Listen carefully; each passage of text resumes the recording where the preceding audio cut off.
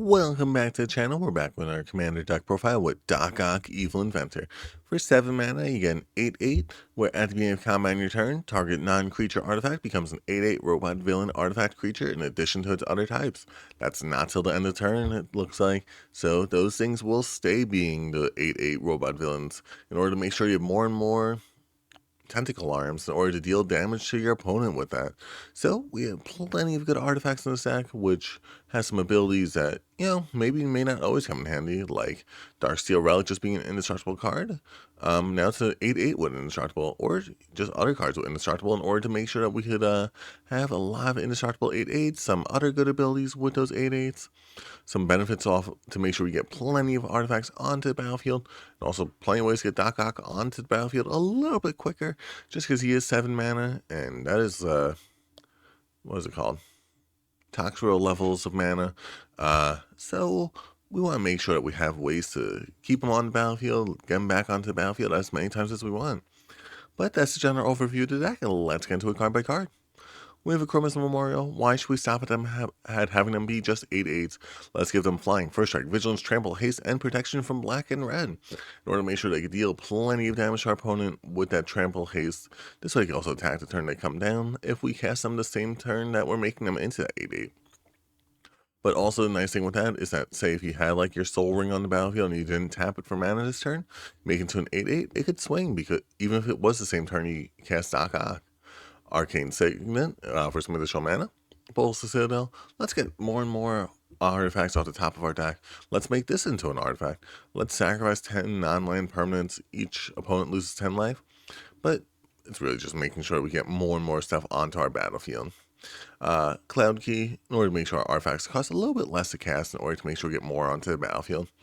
Crystal Skull, East Spyglass, the top card of your library anytime, may play stored cards from the top of them, in order to add a little bit of additional mana on top of that as well, to get Doc Ock onto the battlefield a little easier, get our artifacts onto the battlefield after he's on the battlefield.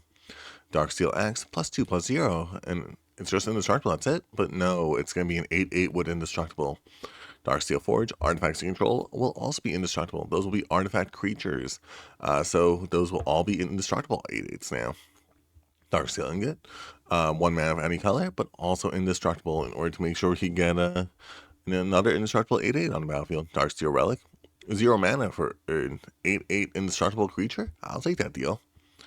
Dimir Signet for some additional mana. Everflowing Chalice, could either tap for a lot of mana, could tap for no mana, could just be an 8/8 for 0 mana once again. I take either deal. Felwar Stone for some additional mana. Helm of the Host. Or to create a second copy of Doc Ock. Why should we settle for just one? This is a multiverse that we're dealing with now. In order to make sure we get multiple 8/8s at the same turn. Lightning Grease to make sure things could attack the turn they come in, along with a little bit of protection there for Doc Ock. Lithoform Engine, copy target ability, aka create 2 8/8s once again. Copy target instant sorcery, copy target permanent spell you control, become a copy of the token, but would still be legendary, so they would get removed, so you're just going to want that first ability. Mind Stone for some additional mana. Mystic Forge in order to get some artifacts off the top of our library. Also just a 4 mana 8/8. Sculpting Steel, copy of an artifact on the battlefield, just make a copy of one of your indestructible things, or a copy of your Helm of the Host in order to get more and more Doc Ocks onto the battlefield. Simulacrum Synthesizer, whenever an artifact with mana value 3 or greater enters the battlefield under your control, which is quite a bit of them, get 0/0 Construct, which gets +1/+1 for each artifact you control, which is a lot of cards in the stack. Soul Ring for some mana, Shrine Resonator, in order to get, once again, we don't want to settle for just one 8/8. Let's go for a lot of 8/8s. Swiftfoot Boots for some protection along with some haste. Talisman Dominance for that mana, 1 ring. I mean, it's just at the beginning of your upkeep, you lose a life, put a burden counter on it, or you tap it, put a burden counter on it, draw a card for each burden counter on the 1 ring. Oh, is that it? No, it's also an 8/8 with indestructible. Dod Vessel, 8/8 for 2 mana, which gives you mana and makes you have no maximum hand size. Dragon Dynamo for some additional mana, and Unwinding Clock in order to untap all artifacts storing each other player's untapped set. So not only did they lose all their stuff when our 8/8 swung in, we also have those 8/8s to block with. Crypto Draw, in order to give our artifacts also that hexproof on top of the indestructibleness, in order to make sure they have no way to remove it. Cyberdrive Awakener, since we're already making them into 8/8s, we tend not to need that ability too often. But if we can't get Doc Ock on the battlefield quick enough, this is a way to win the game if our opponents have low enough life and we have enough artifacts. Cybermen Squadron, non-legendary artifact creatures you control have Myriad, making this into a 0 mana 8/8 with Myriad now, with Indestructible on top of that. I mean, you're just removing something from everyone's board or dealing enough damage to them where everyone's going to hit you. And they're going to start targeting you, and it's a good thing that you had the unwinding clock for that. And Relurker to lock in order to cast our artifacts back from our graveyard in case they did Farewell, I was about to say, but nope, Farewell is still a menace to this day. Darium Sculptor for some cost reduction. Foundry Inspector, once again a little bit cost reduction there. Go-Go, Master Mimicry. Why should we only have one 8/8? Let's have as many 8/8s as we have mana for. Padim, Console of Innovations to give all of our artifacts hexproof, along with some additional draw power if we need it at a certain point. Roaming Drone, once again, why settle for just one 8/8? Sign, Master Dopterus, create an additional 1/1. Yeah, that's what we're going to need to finish off our opponent sometimes.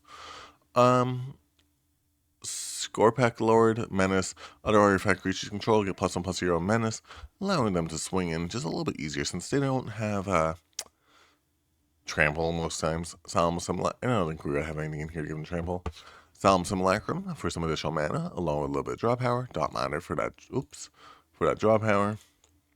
Urza, Lord High Artificer. I mean, we're in a blue artifact deck. I mean, it just makes sense. And also, we're going to need plenty of mana with this deck, so let's take what we can get. Vidalcan Archmage, whenever we cast an artifact spell, draw a card. We like to draw power with this deck in order to make sure we get more and more on the battlefield. Enchantment, Biotransference. Creatures you control are artifacts in addition to other types. Same is true for creature spells and creature cards that aren't on the battlefield. Whenever you cast an artifact spell, you lose a life, create a 2/2 warrior token. All the stuff we like to see in order to make sure we get more and more tokens, more and more artifacts, more and more stuff that we can make into artifacts. Mechanized Production. At the beginning of upkeep, create a token as a copy of enchanted artifact. So say if we made Doc Ock into an artifact, we make him an additional one of him, but it'll just get removed. So we're going to attempt to want to make a copy of something that's indestructible normally. You control 8 or more artifacts with the same name as one another, you win the game. We're going to tend not to get there because we don't have like treasures, clues, foods, all that. But, enough Darksteel relics is still a good thing. Doctor Spy Network for some additional 1/1s, a little bit of draw power. Unstoppable Plan. At the beginning of your end step, untap all non-land permanents you control, aka all of those artifacts, in order to make sure that we could also protect ourselves. Same as Unwinding Clock, almost, not entirely. For instance, we have Offer You Can't Refuse, Arcane Denial, Counterspell, or to make sure that we can counter all of our opponent's stuff so that they can destroy us before we get our Doc Ock on the battlefield in the first place. Cyber Conversion, turn creature face down, because 2/2 Cyberman, making our opponent have to spend some mana to cast it again. Does keep the 1/1 counters though. It's the only thing with turning your face down. Dark Ritual for some mana. Desynchronization, return everyone else's stuff to their hand, leave all of our stuff alone. Mana Drain, counter our opponent's 5 mana spell, allowing us to get our Doc Ock onto the battlefield a little bit easier. Pongify for some removal, Withering Torment for some removal. We have the artifact lands in order to make sure those could become. Well, wait, Doc Ock is right. Being on combat return, target non-creature artifact. Yeah, so the lands do count as becoming 8/8s on top of that. Darksteel Citadel, an 8/8 indestructible that taps for mana. Tezzeret, Cruel Captain. He's just a new new creature. No, that's not a creature. That's a planeswalker. Which will allow you to untap your artifacts, search the library for artifacts. Well, really just your Soul Ring. Or your Darksteel, the one that was indestructible. And -7 you're going to tend not to get to. Well, actually, you might. Whenever an emblem and your artifacts become stronger, essentially, allowing us to become from 8/8s even stronger from there. Fabricate, in order to search your library for your best artifact and put it into your hand. Grasping Tentacles, target opponent mills 8 cards. Put an artifact card from that player's graveyard onto the battlefield under your control. It's target opponent, so you're going to have to rely on one of your opponents playing artifacts. So, it's just flavorful. You have to run it. March of Progress, choose target artifact you control. For each creature chosen this way, create a token as a copy of it. 7 mana, create multiples of it. You know, that could be whatever our best thing is that we made into an artifact with potentially liquid metal torque, or, you know, just our 8/8 that we need multiple copies of, or all of our 8/8s. They don't say 8/8s, I'm pretty sure. They just become like copies of like a soul ring, you know. And a lot of soul rings is still good. One with the machines, draw cards equal to highest mana value of artifacts, which is 6. Wait, 6. Yep, 6 is our highest. So that's still a good trade-off. 4 mana for draw 6. Quantum misalignment. Create a token that's copy of target creature control, except it isn't legendary. Once again, we like to see multiple Doc Ocs on the battlefield, so let's do that. Their name is Death. Destroy all non-artifact creatures. That's why we have ways to make Doc Ock into a artifact creature, so he doesn't get removed.